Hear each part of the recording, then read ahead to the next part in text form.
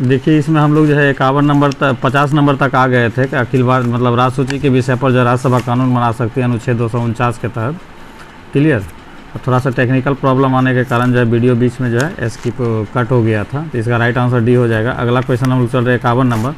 करा कौन सा एक भारत के संविधान की चौथी अनुसूची का सही विषय है। ठीक है, तो देखिए चौथी अनुसूची में जो है राज्यों में जो है राज्यसभा की सीटों का आवंटन किया गया, तो इसका राइट आंसर हो जाएगा डी नंबर हो जाएगा। क्या हो जाएगा? डी।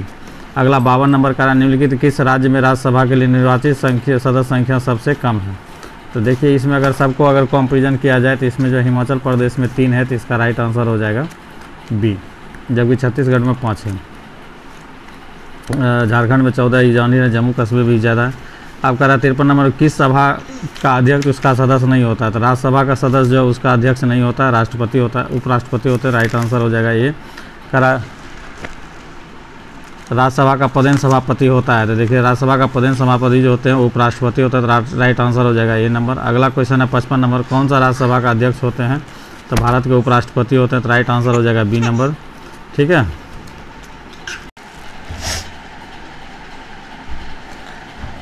देखिए अगला क्वेश्चन है 55 नंबर का कि कौन सा राज्यसभा का अध्यक्ष होता है। तो भारत के उपराष्ट्रपति जो है राज्यसभा का अध्यक्ष होते हैं। राइट आंसर बी हो जाएगा। अगला क्वेश्चन हम लोग चल रहे हैं 56 का, राज्यसभा के चुनाव के लिए अपेक्षित न्यूनतम आयु कितनी है। तो 30 वर्ष है, तो इसका 30 वर्ष है, तो इसका राइट आंसर हो जाएगा बी। अगला क्वेश्चन है 57 और राज्यसभा की निश्चित सदस्य संख्या कितनी है। 250 है, तो इसका राइट आंसर हो जाएगा डी 250। अगला क्वेश्चन कर रहा है भारत में लोकसभा का अध्यक्ष मनोनीत किया जाता है, चयनित किया जाता है, निर्वाचित किया जाता है, नियुक्त किया। तो देखिए लोकसभा का जो अध्यक्ष को जो चयन किया जाता है लोकसभा सदस्य के द्वारा, तो राइट आंसर बी हो जाएगा। कह रहा लोकसभा के स्पीकर का निर्वाचन होता है, तो लोकसभा के सदस्यों के द्वारा। ठीक है, लोकसभा के सभी सदस्यों के द्वारा इसका चयन किया जाता है। राइट आंसर हो जाएगा सी। लोकसभा का अध्यक्ष अपना त्यागपत्र किसे देता है। तो देखिए लोकसभा का अध्यक्ष जो अपना त्यागपत्र देता है लोकसभा उपाध्यक्ष को देता है, तो राइट आंसर हो जाएगा सी नंबर। अगला अभी जैसा कि आपको पता होगा लोकसभा का अध्यक्ष अभी कौन है, ओम बिरला है। अगला करा प्रोटेम स्पीकर का कर्तव्य क्या होता है। तो देखिए होता है क्या, जब लोकसभा का भंग हो जाता है तो उसमें लोकसभा अध्यक्ष होते नहीं हैं, तो लोकसभा अध्यक्ष को लोकसभा के सदस्य को शपथ दिलाने के लिए जो है प्रोटेम स्पीकर का नियुक्ति किया जाता है, तो राइट आंसर हो जाएगा बी। अगला 62 नंबर का रहा कि लोकसभा का अध्यक्ष स्पीकर अपने कास्टिंग वोट का प्रयोग केवल करते हैं। तो जब दोनों सदन का वोट जब टाई कर जाता है, बराबर हो जाता है, तो उस कंडीशन में स्पीकर क्या करते हैं, वोट करते हैं, तो राइट आंसर हो जाएगा आपका डी नंबर। अगला क्वेश्चन हम लोग चल रहे हैं 63 नंबर का, प्रथम स्पीकर जिनके विरुद्ध लोकसभा में जो अविश्वास प्रस्ताव लाया गया था, तो पहला ही स्पीकर था जिसके विरुद्ध जो है वो अविश्वास प्रस्ताव लाया गया था, तो इसका हो जाएगा आपका बी नंबर, गणेश वासुदेव मावलंकर। ठीक है।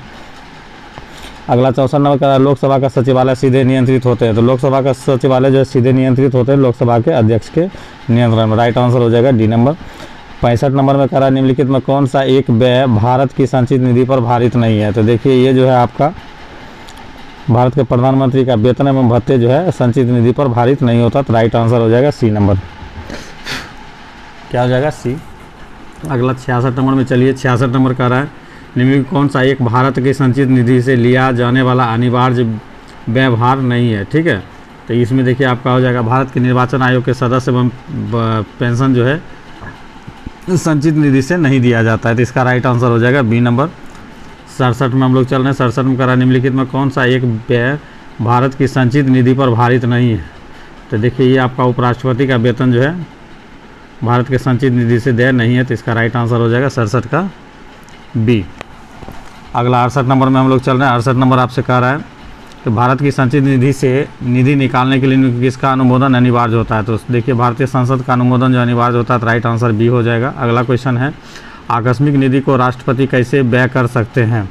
तो देखिए आकस्मिक निधि को जो है मतलब ये हो जाएगा कंटीजेंसी फंड हो गया, तो इसमें जो है संसदीय स्वीकृति के पूर्व मतलब उसमें संसदीय स्वीकृति पहले लेना अनिवार्य नहीं होता है, तो राइट आंसर हो जाएगा सी नंबर। अगला क्वेश्चन है 70 नंबर, करों और सरकारी कामकाज के निर्वाह में हुई अन्य प्राप्तियों से संघीय सरकार को प्राप्त हुआ समूचा राजस्व जमा होता है। तो देखिए ये संचित निधि में जमा होता है, तो राइट आंसर हो जाएगा सी नंबर कंसोलिडेटेड फंड।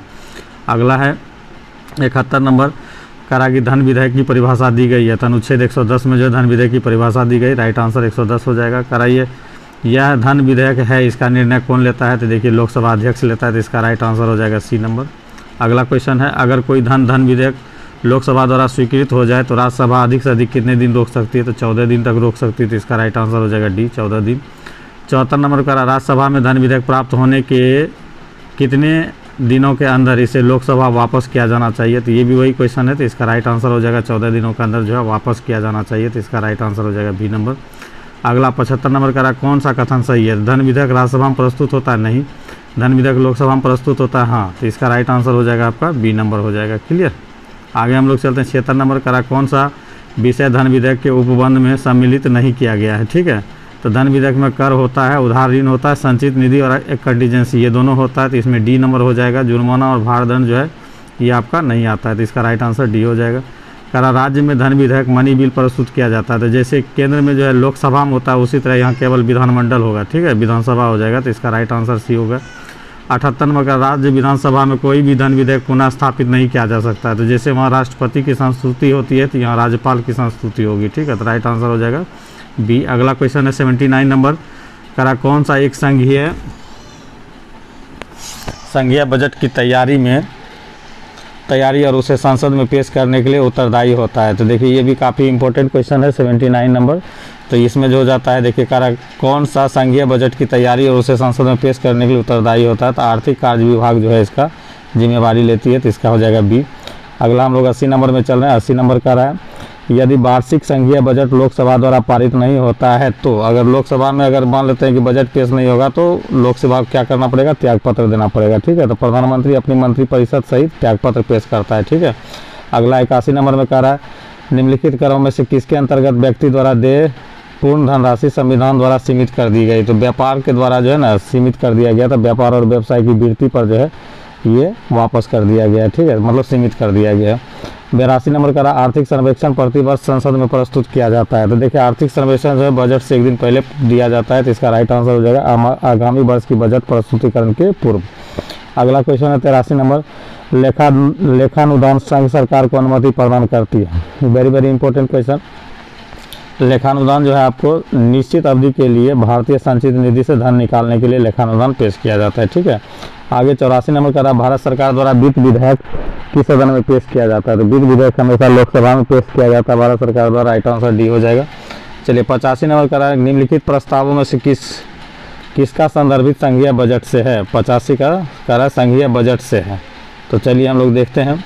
करा निंदा प्रस्ताव, ध्यानकर्षण प्रस्ताव, कटौती प्रस्ताव, स्थगन। तो देखिए इसमें जो कटौती होता है, जब बजट पेश होता है तो कुछ रुपये की कटौती की जाती है तो उसे कटौती प्रस्ताव कहा जाता है। सी नंबर हो गया इसका आंसर, ठीक है। आगे हम लोग 86 नंबर में कह रहा है कौन सा लोकसभा तथा राज्यसभा के संयुक्त अधिवेशन का सभापतित्व करते हैं, तो ये देखिए पिछले बार भी क्वेश्चन आया था। ये जो है लोकसभा अध्यक्ष करते हैं जिसे स्पीकर कहते हैं और अनुच्छेद 108 के तहत करते हैं। तो इसका राइट आंसर हो जाएगा बी, स्पीकर। 87 फिर वही क्वेश्चन है दोनों सदनों की संयुक्त बैठक की अध्यक्षता कौन करता है, तो लोकसभा अध्यक्ष करता है। राइट आंसर आपका सी हो जाएगा, 87 का सी, जबकि बुलाने का काम राष्ट्रपति करता है। 88 में करा कौन भारत के लोकसभा और राज्यसभा की संयुक्त बैठक की अध्यक्षता करता है, फिर वही रिपीटेड क्वेश्चन है, तो ये हो जाएगा लोकसभा अध्यक्ष। अगला क्वेश्चन है भारतीय संसद के दोनों सदनों की प्रथम संयुक्त बैठक कब हुई थी। देखिए वेरी इंपॉर्टेंट क्वेश्चन है। करा पहली बार संयुक्त बैठक किस पे हुई थी। देखिए संयुक्त बैठक वैसे बिल पर होता है जो कि जैसे लोकसभा पारित किया, राज्यसभा में जाकर वो पेंडिंग हो गया, ठीक, तो उस पर सहमति बनाने के लिए दोनों को एक साथ बैठाया जाता है, आखिर मुद्दा क्या है। तो ये इस तरह का पहली बैठक जो है दहेज उन्मूलन विधेयक पर हुआ था। तो इसका राइट आंसर ये हो जाएगा। अगला 90 नंबर करा भारतीय संसद के दोनों सदनों की संयुक्त बैठक किस संबंध में होती है, तो ये देखिए केवल साधारण बिल पे होती है, वित्त बिल पे नहीं होती है, ठीक है। तो इसका राइट आंसर सी हो जाएगा। 91 में करा भारत में संसद की लोक लेखा समिति की अध्यक्ष की नियुक्ति किसके द्वारा किया जाता है। देखिए लोक लेखा समिति का अध्यक्ष अभी जो है अधीर रंजन चौधरी है, इसकी नियुक्ति जो है आपको लोकसभा अध्यक्ष के द्वारा किया जाता है। किसके द्वारा किया जाता है, लोकसभा अध्यक्ष के द्वारा किया जाता है। तो इसका राइट आंसर हो जाएगा सी, लोकसभा अध्यक्ष। कह एक वर्ष में कम से कम कितनी बार संसद की बैठक होना चाहिए, तो देखिए ये आपका कम से कम 2 बार होनी चाहिए। राइट आंसर हो जाएगा 2। कह संसद के दोनों सत्रों के बीच अधिकाधिक अंतराल होनी चाहिए, तो मिनिमम जो होनी चाहिए 6 महीने की होनी चाहिए। राइट आंसर हो जाएगा बी।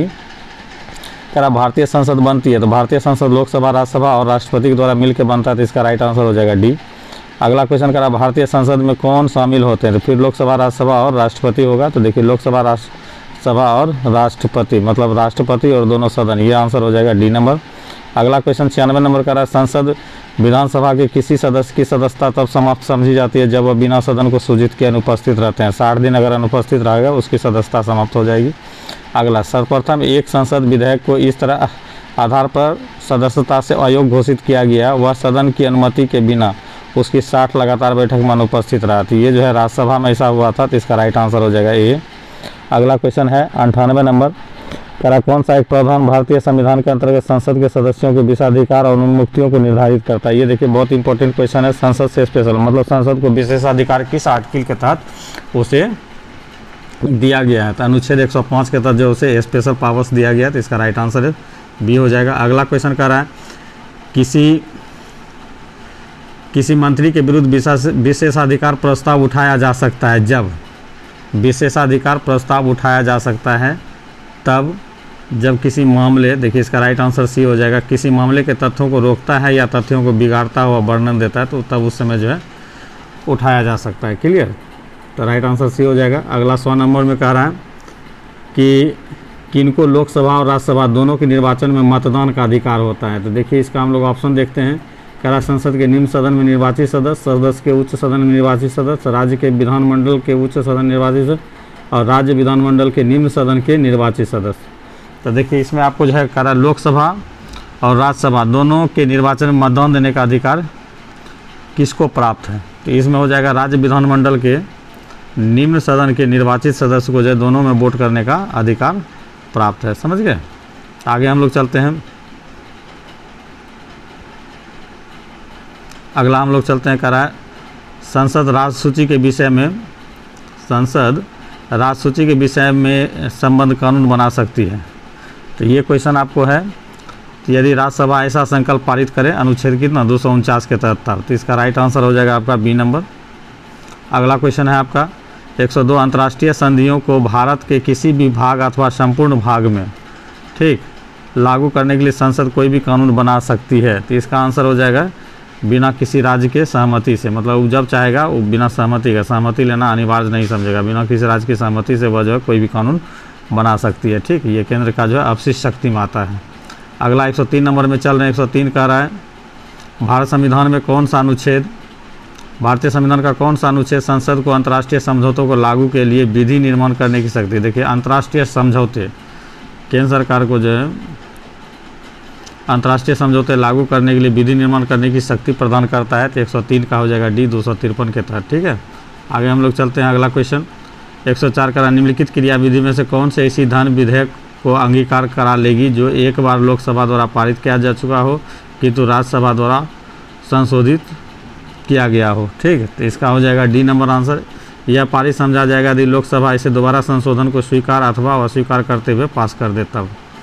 ठीक है, तो राज्यसभा केवल जो है उस पर मौन धारण किए हुए रहता है। अगला 105 नंबर में करा भारतीय संसद किस रीति से प्रशासन पर नियंत्रण रखती है। ठीक है, तो इसका हो जाएगा ए नंबर, संसदीय समिति के माध्यम से जो है नियंत्रण करती है। ठीक है, अगला क्वेश्चन आपका है 106 नंबर करा अध्यक्ष सदन के किसी भी सदस्य को बोलने से रोक सकता है, अन्य किसी सदस्य को सदन में बोलने दे सकता है, यह घटना क्या कहलाती है। तो देखिए ये कहलाता है यील्डिंग द फ्लावर।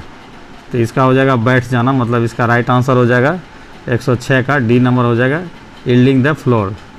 अगला कह रहा है 107 नंबर शून्यकाल संसदीय व्यवस्था किस देश की देन है। तो ये जो है आपकी भारत की देन है शून्यकाल, तो ये राइट आंसर हो जाएगा ए भारत। शून्यकाल में अति महत्वपूर्ण प्रश्न उठाया जाता है। ठीक है, अगला हम लोग चलते हैं 108 नंबर कह रहा है कि राजनीति शब्दावली में शून्यकाल का अर्थ क्या होता है। वेरी वेरी इंपॉर्टेंट क्वेश्चन है आपका। इसका हो जाएगा प्रश्न उत्तर से संबंधित सेशन को जो है ये शून्यकाल कहा जाता है। ठीक, इसका राइट आंसर डी हो जाएगा। अगला 109 नंबर में कह रहा है कि लोकसभा में शून्यकाल की अवधि अधिक से अधिक कितनी होती है। तो देखिए अधिक से अधिक इसकी अवधि जो है 1 घंटा के लिए होती है, तो इसका राइट आंसर हो जाएगा बी। अगला कह रहा है 110 नंबर पार्लियामेंट द्वारा 1989 निर्मित कानून के अनुसार एक नागरिक के वयस्क होने की कानूनी आयु है, तो 18 वर्ष जो प्राप्त कर लेगा वह वयस्क माना जाएगा। अगला क्वेश्चन है रेलवे अंचलों के लिए संसद सदस्यों की परामर्शदात्री समिति का गठन किया जाता है किसके द्वारा। ये क्वेश्चन पूछा गया आपसे, तो इसका हो जाएगा सी, संसदीय कार्य मंत्रालय के द्वारा जो है कमेटी का गठन किया जाता है। अगला क्वेश्चन है 112 नंबर का, लोकसभा में किसी विधेयक पर आम बहस निम्नलिखित में किस स्तर पर होती है। तो ये द्वितीय स्तर पर जो है आम बहस होती है, तो इसका राइट आंसर हो जाएगा बी, द्वितीय वाचन पे। 113 में चलने कराने में किस समिति में राज्यसभा का प्रतिनिधित्व नहीं होती है। ठीक है, तो देखिए प्राकलन समिति में जो राज्यसभा का कोई सदस्य नहीं होता है, जिसे आकलन समिति भी कहते हैं, तो इसका राइट आंसर सी हो जाएगा। 114 में करा भारतीय राजनीतिक व्यवस्था में कौन सर्वोच्च है। तो देखिए संविधान जो है सबसे सर्वोच्च है, तो इसका राइट आंसर हो जाएगा बी। क्लियर, बी हो जाएगा। 115 में आइए, करा सार्वजनिक लेखा समिति अपनी आख्या, सार्वजनिक लेखा समिति अपनी आख्या प्रस्तुत करती है। 115 का पूछ रहा है, तो इसमें जो है संसद को प्रस्तुत करती है, तो इसका राइट आंसर हो जाएगा संसद। 116 में करा लोक लेखा समिति अपनी रिपोर्ट प्रस्तुत करती है, तो ये हो जाएगा लोकसभा स्पीकर को, जो मतलब संसद को, तो इसका राइट आंसर हो जाएगा ए, लोकसभा स्पीकर को। अगला 117 नंबर करा कौन सा सार्वजनिक व्यय पर संसदीय नियंत्रण का अंग नहीं है। कौन सी व्यय पर संसदीय नियंत्रण का अंग नहीं है, ये क्वेश्चन पूछा है, तो इसका हो जाएगा कौन सा सार्वजनिक व्यय पर संसदीय नियंत्रण का अंग नहीं है। तो देखिए लोक लेखा समिति जो संसदीय नियंत्रण है, प्राकलन समिति भी, सार्वजनिक उपक्रम समिति, नियंत्रक महालेखा परीक्षक जो है नहीं है, तो इसका राइट आंसर हो जाएगा बी। अगला क्वेश्चन आपसे कह रहा है कि 118 में निम्नलिखित में किसके बारे में संसदीय समिति गठित नहीं की गई है। तो देखिए आपका डी नंबर, अल्पसंख्यक कल्याण के बारे में जो अभी तक कोई संसदीय समिति का गठन नहीं किया गया, तो इसका राइट आंसर हो जाएगा डी नंबर, बाकी सबके लिए है। आगे कह रहा है 119 नंबर में कौन सा एक प्रस्ताव भारत में मंत्रिपरिषद रख सकती है। कौन सा प्रस्ताव भारत में मंत्रिपरिषद रख सकती है, तो इसका हो जाएगा विश्वास प्रस्ताव जो है मंत्रिपरिषद रख सकती है, तो इसका राइट आंसर हो जाएगा डी, विश्वास प्रस्ताव। अगला 120 नंबर में करा ध्यान आकर्षण सूचना के प्रावधान ने निम्नलिखित में से किस क्षेत्र को सीमित किया है। ठीक, तो इसका हो जाएगा सी नंबर, स्थगन प्रस्ताव को जो है सीमित किया। स्थगन बहुत पहले होता था, सदन चलने नहीं देता था, इसका राइट आंसर हो जाएगा सी नंबर। चलिए 121 नंबर में चल रहे हैं। 121 कह रहा है भारतीय संसद में स्थगन प्रस्ताव लाने का उद्देश्य क्या है। तो 121 का हो जाएगा ए, सार्वजनिक महत्व के निश्चित मुद्दे पर बहस करना। ये स्थगन प्रस्ताव लाने का महत्व क्या होता है, जो महत्वपूर्ण मुद्दा होता है उसको उठाना होता है। ठीक है, तो अगला क्वेश्चन हम लोग चलते हैं। 122 नंबर करा भारतीय संसद का सचिवालय, भारतीय संसद का सचिवालय डैश, भारतीय संसद का सचिवालय संसदीय कार्य मंत्री का अधीन होता है नहीं, राष्ट्रपति का अधीन होता है नहीं, सरकार से स्वतंत्र होता है, तो हाँ, इसका आंसर हो जाएगा सी नंबर। अगला करा 123 नंबर भारतीय संसद की संप्रभुता प्रतिबंधित होती है, प्रतिबंधित होती, भारतीय संसद की संप्रभुता प्रतिबंधित होती है। वेरी वेरी इंपॉर्टेंट क्वेश्चन है ये आपका, तो इसका हो जाएगा न्यायिक समीक्षा से, उसमें न्यायिक समीक्षा आप नहीं कर। भारतीय संसद की संप्रभुता प्रतिबंधित होती है, तो न्यायिक समीक्षा से जो है बंधे हुए रहते हैं। अगला 124 नंबर करा सर्वोच्च न्यायालय से बात आ गई है। 124 से करा कि भारत में सर्वोच्च न्यायालय का स्थापना हुई थी, तो देखिए ये जो हुआ था भारतीय संविधान के द्वारा हुआ था, तो इसका राइट आंसर हो जाएगा डी नंबर। अगला क्वेश्चन करा सर्वोच्च न्यायालय में एक मुख्य न्यायाधीश और अतिरिक्त कितने न्यायाधीश होंगे। तो अतिरिक्त जो है अभी वर्तमान में 33 होगा, तो इसका राइट आंसर हो जाए 33 होते हैं, तो इसका राइट आंसर अभी ऑप्शन के आधार पर ये हो जाएगा। ठीक, आगे हम लोग चलते हैं 126 उच्चतम न्यायालय के न्यायाधीश की संख्या वृद्धि करने की शक्ति किसके पास होती है, तो संसद के पास होती है, तो इसका राइट आंसर हो जाएगा सी, संसद। अगला 127 नंबर में चल रहे हैं। 127 कह रहा है आपको उच्चतम न्यायालय के न्यायाधीश किस प्रकार हटाए जा सकते हैं। देखिए वेरी वेरी इंपॉर्टेंट क्वेश्चन 127 का, तो इसका डी नंबर हो जाएगा राष्ट्रपति द्वारा संसद के सिफारिश पे, राष्ट्रपति द्वारा हटाए जाएंगे, संसद के सिफारिश पे हटाए जाएंगे। सर्वोच्च न्यायालय के न्यायाधीश डैश के बाद भारत के राष्ट्रपति द्वारा हटाए जा सकते हैं। ठीक, तो इसका हो जाएगा डी नंबर, संसद के महाभियोग प्रस्ताव के बाद राष्ट्रपति के द्वारा हटाए जा सकते हैं। ठीक है, अगला क्वेश्चन है सर्वोच्च न्यायालय की सेवानिवृत्ति की आयु कितनी है, तो 65 ईयर्स है, तो इसका राइट आंसर हो जाएगा डी नंबर।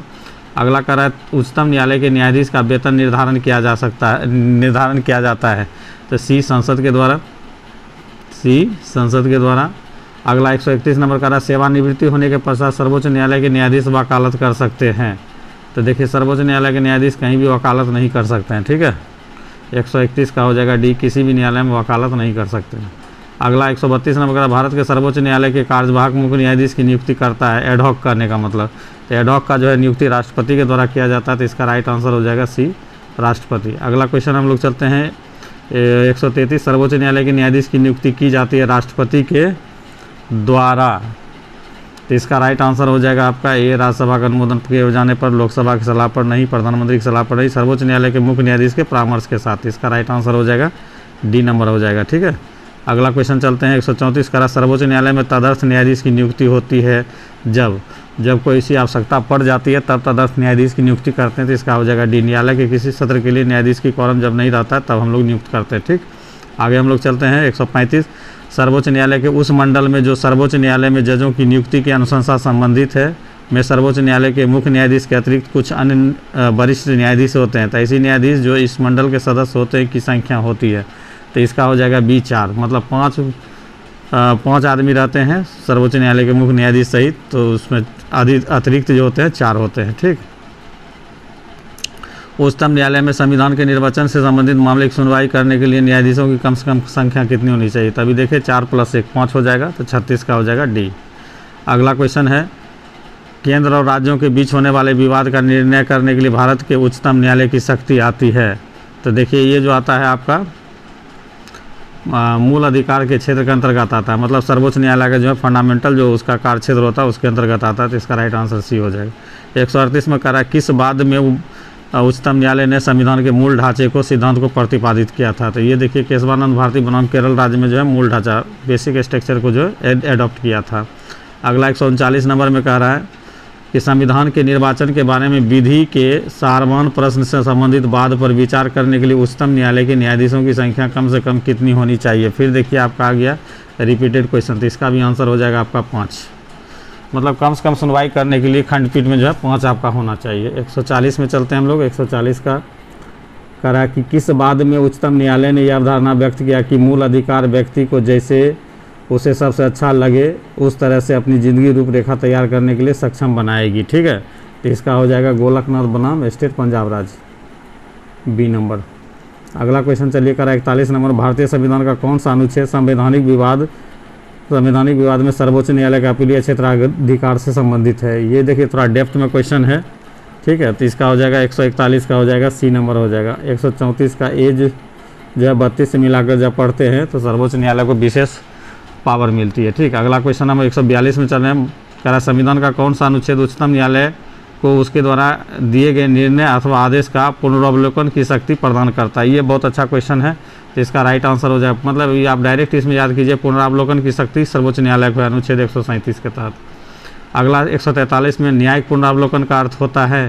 तो देखिए ये भी काफ़ी अच्छा क्वेश्चन। न्यायिक पुनरावलोकन का अर्थ होता है कि उच्चतम न्यायालय द्वारा निर्णीत प्रकरणों का समालोचना कर सकता है। ठीक है, तो इसका हो जाएगा 143 का आपका राज्य किसी भी कानून को अवैध घोषित कर सकता है उच्च न्यायालय नहीं। 143 का हो जाएगा न्यायिक पुनरावलोकन का मतलब अगर राज्य सरकार कोई कानून बनाती है तो उसको जो है अवैध घोषित कर सकता है। तो इसका राइट आंसर हो जाएगा डी नंबर। अगला हम लोग 144 में चलते हैं। 144 का है न्यायिक पुनरावलोकन में न्यायालय को निम्नलिखित अधिकार है। ठीक है, तो इसका हो जाएगा ए नंबर। यदि कोई कानून या आदेश संविधान के विपरीत हो तो उसे असंवैधानिक घोषित कर सकता है, खास करके फंडामेंटल राइट के अगर अगेंस्ट बना हो तो। अगला 145 में करा कोई भी संविधान कानून भारतीय सर्वोच्च न्यायालय द्वारा असंवैधानिक घोषित किया जा सकता है यदि वह विधि के समक्ष, देखिए इसका आंसर हो जाएगा बी नंबर, यदि विधि के समक्ष समानता के अधिकार के भाग 3 से हटकर संविधान के अन्यत्र कहीं रखा जाता है तो। ठीक है, तो इसका राइट आंसर हो जाएगा बी। अगला 146 का संविधान की व्याख्या करने का अंतिम अधिकार किसके पास होता है? तो सर्वोच्च न्यायालय के पास होता है, तो इसका राइट आंसर हो जाएगा डी। अगला क्वेश्चन करा भारतीय संविधान का संरक्षक कौन होता है? सर्वोच्च न्यायालय होता है, तो इसका राइट आंसर हो जाएगा डी। अगला 148 में करा विधायी शक्तियों की संघीय सूची में समाविष्ट किसी विषय के संबंध में भारत के उच्चतम न्यायालय के अधिकार क्षेत्र को बढ़ाने का अधिकार दिया गया है। देखिए ये भी क्वेश्चन बहुत डेप्थ में गया है, तो 148 का हो जाएगा आपका सी, संसद को। अगला क्वेश्चन हम लोग चलते हैं 149 नंबर का भारत का उच्चतम न्यायालय कानून या तथ्य के मामले में राष्ट्रपति को परामर्श दे सकता है, जब वह मांगेगा तब दे सकता है। ठीक है, तो इसका आपका हो जाएगा 149 का हो जाएगा बी नंबर, तभी जब वह ऐसा परामर्श के लिए कहता हो या मांगता हो। ठीक है, अगला क्वेश्चन हम लोग चल रहे हैं 50 नंबर में।